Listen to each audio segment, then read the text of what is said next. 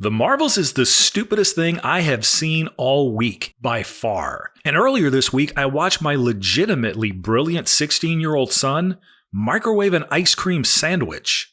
When I asked him why, he replied, and I quote, "I thought it might be too frozen." This is a stupid, boring, and pointless movie, and for the life of me, I have no idea why it was made, because the people it was clearly made for are never going to come to this movie. This thing is the culmination of every complaint everyone has had about Disney and the state of the MCU. Let's talk about it on the other side.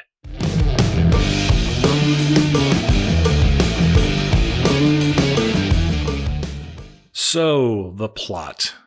A completely unintimidating female version of Ronan the Accuser is looking for some powerful artifact for reasons. Turns out it's the matching bracelet Ms. Marvel wears, and Lady Ronan is angry she only finds the one. On the floating space station for Saber, a geriatric Nick Fury and Monica Rambeau are checking an issue with a jump port. Fury dials super long distance and asks Captain Marvel to go check out an issue with the same thing near her. She does, and both her and Monica, of course, stick their hand into the thing they don't understand at the same time. And presto, those two plus Ms. Marvel start swapping places in space. Basically, the first 25 minutes of the movie are exactly beat for beat what you saw in the trailer, except no cool Beastie Boys soundtrack. These early fight scenes look terrible. Picture the fight choreography from Ahsoka. Eventually, they figure out that Lady Ronan is breaking these jump ports and the three head off in Carol's ship to a Skrull refugee planet, only to screw that up as well, resulting in having to bring in King Valkyrie to take in the remaining Skrull survivors, presumably back to New Asgard? Who the fuck knows at this point? The road trip continues as the trio goes to a musical planet. Yeah, that's right. The people there are constantly dancing around and they sing to communicate. Again, I am not making this up. While there, in addition to also screwing that up and failing to save that planet, Carol learns that what Lady Ronan is actually trying to do is save Hala, the Kree homeworld which, you guessed it, Captain Marvel, who they refer to as the Annihilator, had set on a course of destruction when she destroyed the AI Annette Bening in the first movie. Lady Ronan needs the second bracelet to fix her world, but in the meantime, she's opening up wormholes on other planets and siphoning off their resources to keep her people alive back on Hala, and she's doing it on worlds Carol loves. Gotta be honest, seems pretty reasonable to me, all things considered.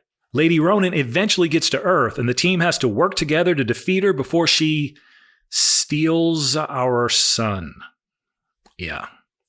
After tricking our Shiros and getting both bracelets, she eventually blows herself up by being too powerful or something.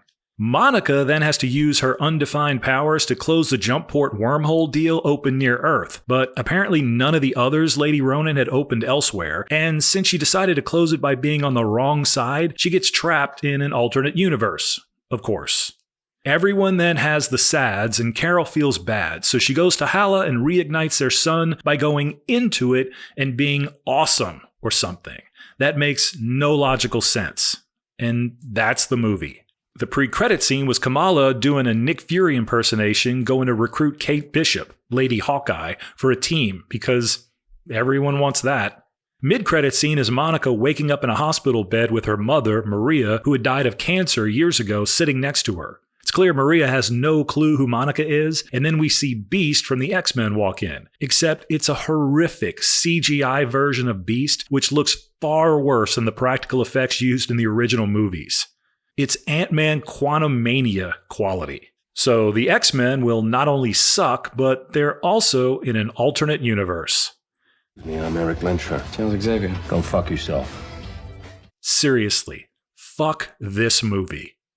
Where to begin with this thing? Well, let's start with the good because it's a hell of a much shorter list. Well, Iman Vellani is actually pretty charming as Ms. Marvel. I never bothered to watch Ms. Marvel on Disney Plus because why would I? Now, I have no interest in her character as a legit superhero in the MCU, and given how few people care about her as a comic character or watch the Disney Plus show, I see no reason to have had her in an MCU movie, but she was the lone bright spot in this entire thing. She was completely believable as a teen girl fangirling over Captain Marvel in the same way Tom Holland felt right as Peter Parker in Spider-Man Homecoming. Likewise, her family was funny and likable. Again, none of this ought to have been anywhere near an MCU film that gave us the likes of Iron Man, Thor, Captain America Winter Soldier, Infinity War, etc. But you take the wins where you can. Other than that, it was mercifully only an hour and 45 minutes long, which can only mean there must have been a longer, far more horrific cut to this thing, and it got pared down to what we get here, which is crazy given what we actually saw on screen here. Which brings us to the bad, which is everything else. Brie Larson may very well be the least charismatic lead actress in the history of film. Is that like a personal attack or something? It's amazing, really. This has nothing to do with her unlikable demeanor off-screen, by the way. She's even less charismatic than female Ronin, who was so forgettable, I had to actually look up her name, Dar Ben, to use it here. Think back to why you love the original cast. You pulled for Iron Man because Robert Downey Jr. was just so damn charismatic. You like Thor because Chris Hemsworth was so charming. You rooted for Steve Rogers because Chris Evans was so likable on screen. Same with Black Widow and Hawkeye. This was true for nearly everyone that entered the MCU. I mean, look at how effortlessly Chris Pratt made you love Star-Lord right from the first moments of Guardians of the Galaxy, all due to his charm. Larson has none of that. It's all blank stares with no emotion, with absolutely no magnetism. There's zero range to her performance, and because of this, you just never give a shit about what she's doing. Because why would you? She doesn't seem to care either. A superhero movie with an uncharismatic lead is just a stupid movie with people wearing weird costumes, laden with too much CGI and odd dialogue. She was horribly miscast from day one, and this'll never work with her in this role. The villain, like too many MCU villains, is just terrible here, and the actress is largely to blame. Like Larson, she has the emotional range of a marble statue. There's no gravitas to her. So even though you're being shown planet-destroying mayhem, none of it feels like we should care. She's not the least bit scary, and when she's involved in hand-to-hand combat with our Shiros, the choreography is Ahsoka level bad. So again, you don't feel any of the threat implied by her existence. Ultimately, she's just a rehashed Ronin, down to his weapon. Monica Rambeau is also in this movie. Ultimately, the Marvels represents the culmination of Disney's MCU, which has been what they've been trying to accomplish ever since Kevin Feige gave us this little gem several years ago. Looking back over my notes, there were a total of 5 male characters of any note in this thing. A geriatric Nick Fury who, sadly, has been reduced to just quippy dialogue at this point, and who literally uttered the phrase, quote, "use black girl magic," unquote, to Monica when she said she didn't know how to fly. A guy with an actual fucking man bun who functioned as Lady Ronin's number 2 that was as menacing as your local barista. Kamala's dad and her older brother, who were protected by all the females in the house as the switcheroos were taking place and they were battling Kree soldiers. At one point, Kamala's mother dove in front of her dad to protect him. You know, the way women routinely do. And a Korean pretty boy who plays the Prince of Aladna, the musical planet they go to at one point. There is not one drop of testosterone in the entire movie. And if that wasn't enough, they decided to make South Park 100% right when they shoehorned in King Valkyrie to take in the Skrull refugees. Put a chick in it, make her gay! Put a chick in it and make her name it gay! This is a movie made entirely for women and girls. And I can hear you right now. Well, baby, what's so wrong about making a movie that's for women and girls and not you?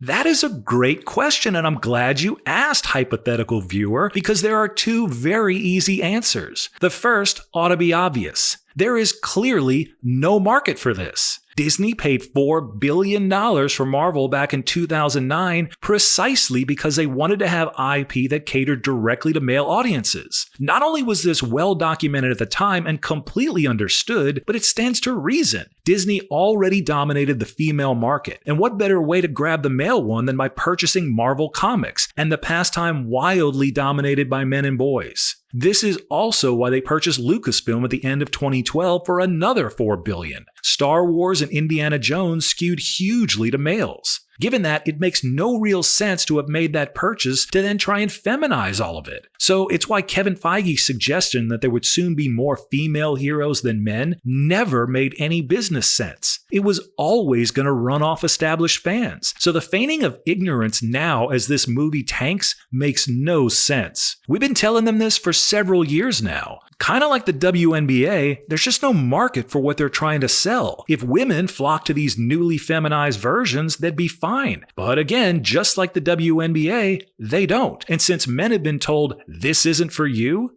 we're not going to go either. The entire thing is a carnival of errors. Second, and this one's funnier to me, is that Disney has made it almost impossible to follow along in any meaningful way with the MCU unless you watch everything they produce on every platform they own. As such, assuming they're going to want me as a customer at some point for their MCU movies, what the fuck does it even mean to say that something isn't made for me? If I'm going to be lost if I skip things not made for me, why would I ever come back just to be lost? Is a suggestion I'm just supposed to pay up, shut up, and not complain as I consume next Disney product in order to be in a position to maybe enjoy one actually made with me somewhat in mind later? Nah. Fuck all that. Finally, here are some actual things which took place in this movie. Captain Marvel flew in space with a cat on her shoulder. Ms. Marvel used her powers at one point without her bracelet. More crying by our heroes than you'll find in your average Hallmark Channel Christmas movie. The cat laid brain-shaped eggs all over the space station, which all hatched into more cats just as the station needed to be evacuated. The plan these brain trusts came up with was to have the cats eat the crew members to make it easier to transport them off the station due to not having enough pods. Must be some government operation. As this took place, a voice came over the loudspeaker on the station saying, quote, "Stop running. Let the Flarkins eat you," unquote. While this was going on, the theme song for the musical Cats, Memories, was playing in the background. You know what? That's enough. You get the idea. This movie and the people that helped create it really do seem to hate the fans of the original source material and the earlier MCU movies. There's nothing else to conclude after seeing this and comparing to when the MCU actually had weight, when it mattered, when it was also fun and had leads you cared about. This is, without a doubt, the nail in the coffin of the MCU, and they hammered it in themselves. Until next time, thanks for watching.